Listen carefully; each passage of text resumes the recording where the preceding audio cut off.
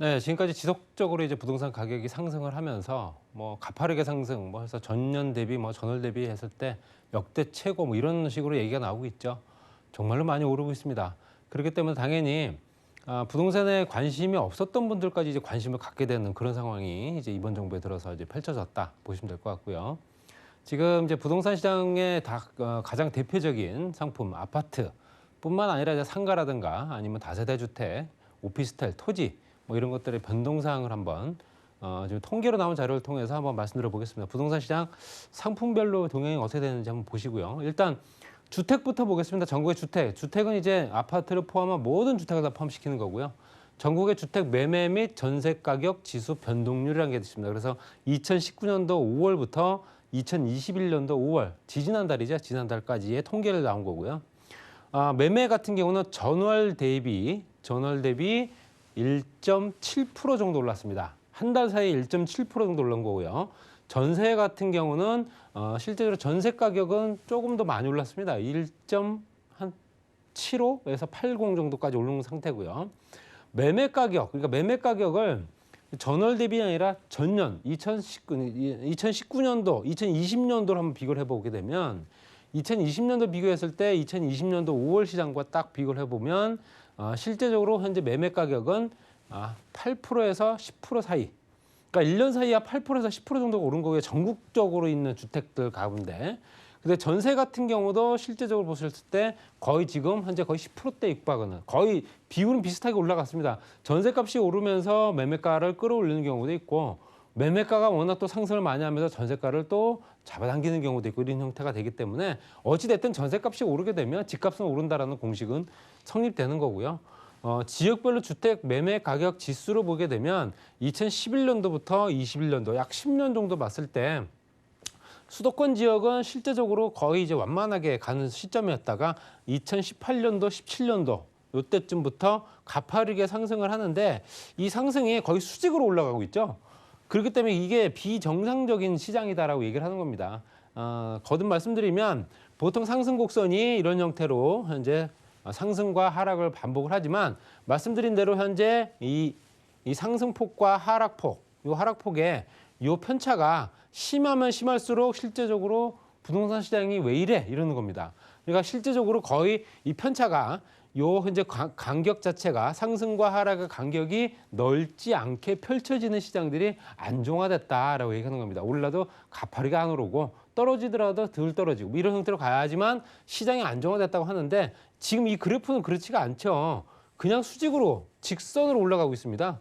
그렇기 때문에 당연히 지금 이번 정부 들어서 얼마만큼 현재 부동산 가격이 급등했는가는 이 좌측에 보시게 되면 2011년도부터 17년도까지 약 한 6년 정도 그래프는 거의 이런 형태로 가고 있었습니다.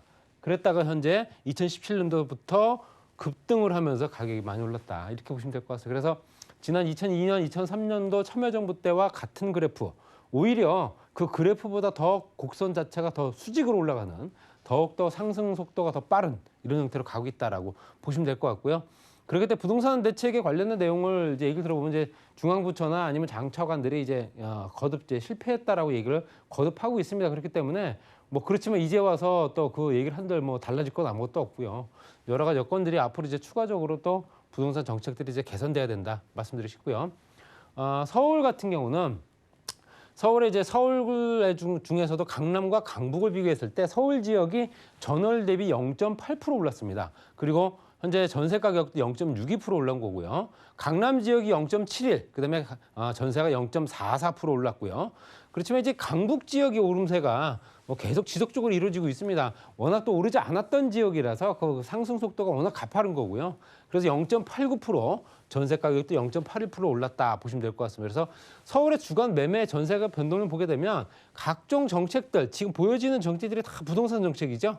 전세 공급부터 규제 지역 확대, 세금 대책, 안정화 대책, 그다음에 자금 조달 계획 규제, 대부분 다 규제죠. 규제 정책이 발표되고 서울시장 선거까지 봤을 때 실제적으로 그래프가 아주 춤을 추는 걸 보실 수 있고요. 공급 대책이 발표됐을 때나 실제적으로 규제 지역 확대됐을 때나 여러 가지 여건들 봤을 때 규제 지역 확대가 되면 조금 더 하락을 했다가 다시 공시 가격이라든가 서울시장 선거되면서 다시 오르고 이런 형태로 계속 수직으로 오르고 내리고 하는 부분을 계속 반복을 하고 있다 이렇게 보시면 될 것 같습니다. 그래서 여러 가지 지금 현재 시장 자체가 불안정하기 때문에 이런 시장들을 좀 안정화시킬 어떤 정말로 묘책이 나와야 된다라고 말씀드리고 싶고요. 그다음에 경기 지역을 한번 보겠습니다. 경기와 인천 지역인데요.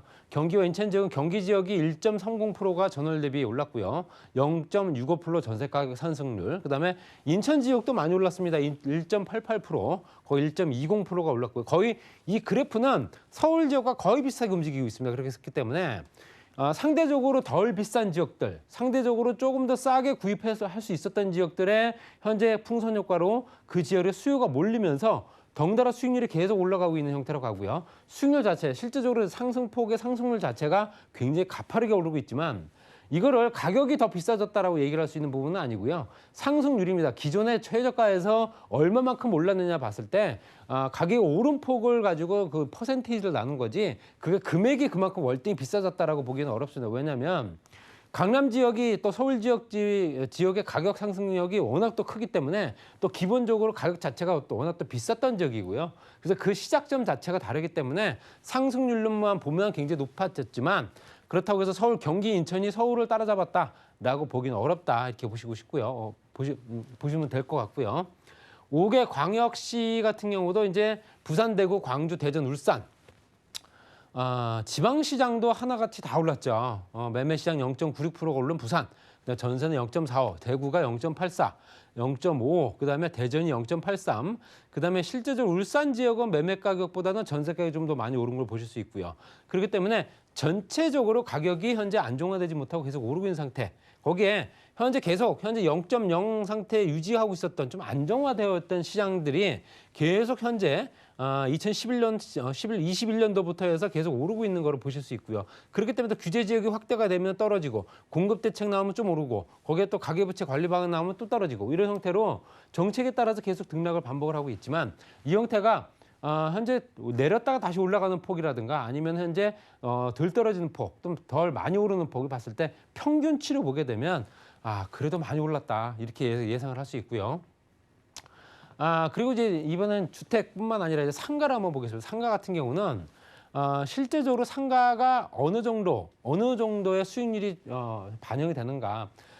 상가 상품 같은 경우는 현재 경제 상황과 굉장히 민감하게 반응하는 상품입니다. 그렇기 때문에 우리가 지금 이제 코로나 상태로 인해서 중소상공인들이라든가 중소기업들이 굉장히 어려움을 겪고 있죠.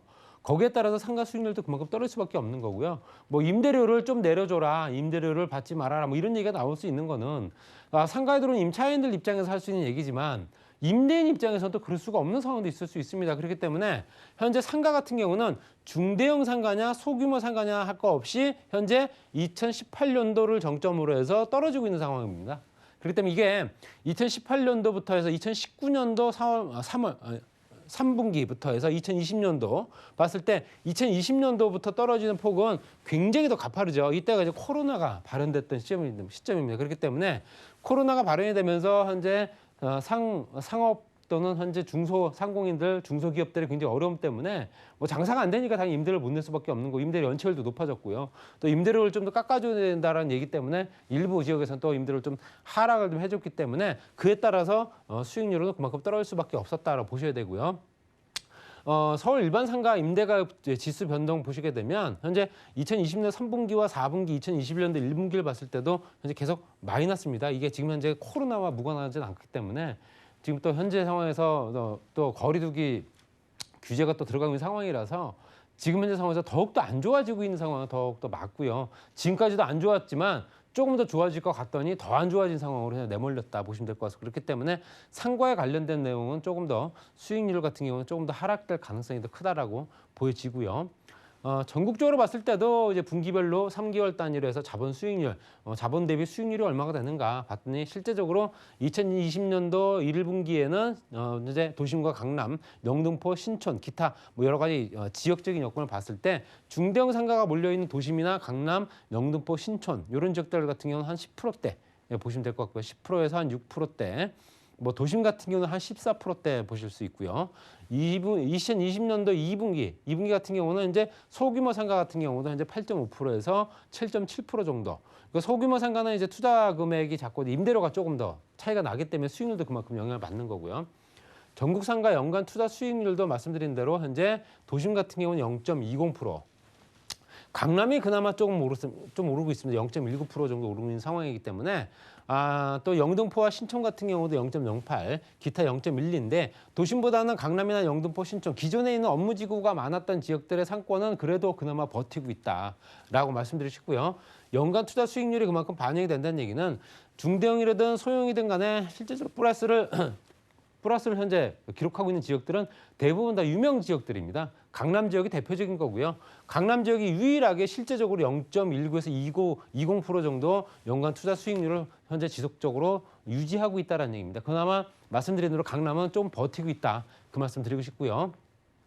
그다음에 이제 오피스텔이죠. 오피스텔의 매매 가격 및 입주 예정 물량 보시면 매매 가격은 실제적으로 2020년도 3월 달에 좀 떨어진 편이었습니다. 매매 가격이 좀 떨어졌다가 다시 오르고 있죠. 매매가의 변동률을 보시게 되면 현재 전년도 실제적으로 가장 많이 올랐다라면 2019년도 1월 시장보다 더 많이 올랐습니다. 그렇기 때문에 오피스텔에 실제적으로 현재 주택에 몰렸던 수요들이 현재 상업용 부동산 쪽, 특히 이제 상가는 조금 어렵기 때문에 또 돈도 많이 들고요. 비용이 워낙 또 크기 때문에 상가는 보통 10억에서 15억, 많게는 30억, 40억이 들어가는 굉장히 큰 돈이 들어가지만 오피스텔은 그렇지 않은 경우가 대부분이죠. 몇 억 가지고 할 수 있기 때문에 또 내 돈이 그만큼 필요하지도 않고요.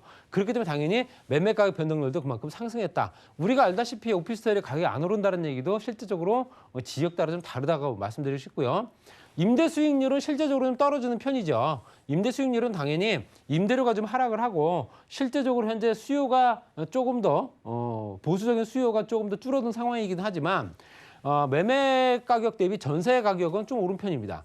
그러니까 실제적으로 주택 수요들, 주택이 필요했던 사람들이 현재 오피스텔을 몰리면서 오피스텔을 주택으로 활용을 하는 경우가 많다 보니까 전세비가 높아진 거고요. 또 월세 수입은 아까 말씀드린 대로 실제적인 어떤 경제적인 여건이라든가 주변 우리나라 국내 상황 이런 것들 따라서 임대료는 조금 더 하락이 될 수 있는 여건이 됐었다라는 얘기고요. 그렇기 때문에 좀 떨어진 거 보실 수 있지만 그래도 4%대가 넘습니다. 수익률이. 4.4%다라는 얘기는 그만큼 지금 이제 금리를 따졌을 때는 나쁘지 않다. 이렇게 말씀드리시고요.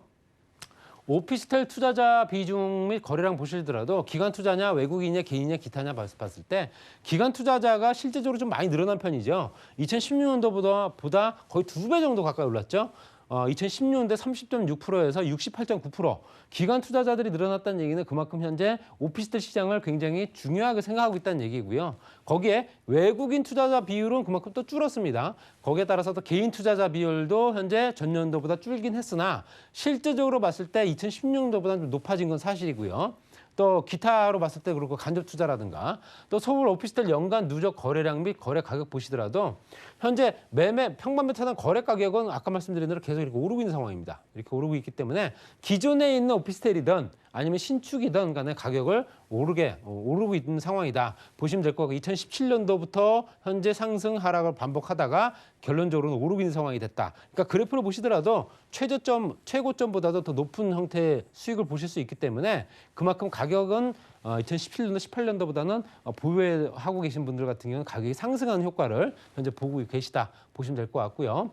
입주 물량이라든가 분양 가격 같은 경우도 입주 물량은 대부분 다 작은 평수, 실제적으로 2016년도, 18년도가 33평만 메타 미만, 6평 미만짜리가 좀 비중이 좀 높았고요. 그다음에 이제 가장 중요하게 비중 잡았던 부분은 33에서 66제곱미터. 그러니까 실제적으로 현재 6평에서 한 10평 정도, 10평 미만이죠. 10평 미만 정도 되는 현재 소형 오피스텔이죠. 소형 오피스텔들이 그만큼 비중을 차지하고 있는 부분이고요.